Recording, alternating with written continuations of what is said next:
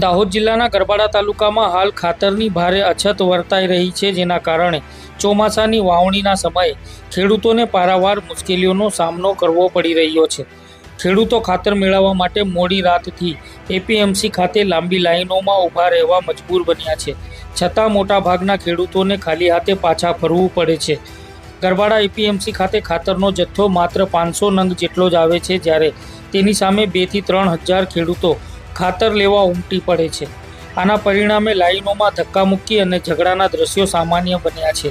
ખેડૂતો, જેમાં મહિલાઓ અને પુરુષો બંનેનો સમાવેશ થાય છે, વહેલી સવારથી લાઈનમાં ઊભા રહે છે, પરંતુ અપૂરતા જથ્થાના કારણે નિરાશા જ હાથ લાગે છે।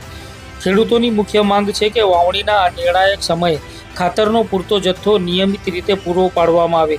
ખાતરની અછતના કારણે તેમની મહેનત અને આજીવિકા જોખમમાં મુકાય છે।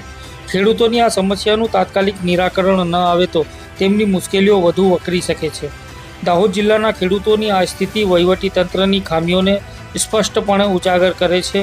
ખેડૂતોની માંગ અને આક્રોશને ધ્યાનમાં રાખીને તાત્કાલિક અને નક્કર પગલાં લેવા અત્યંત જરૂરી છે, જેથી તેઓ સમયસર વાવણી કરી શકે અને તેમની આજીવિકા બચાવી શકે।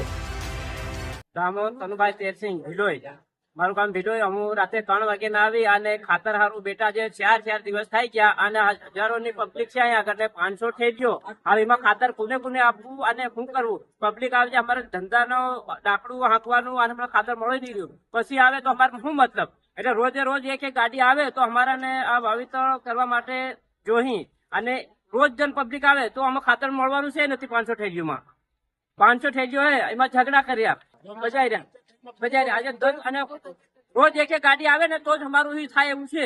આમાં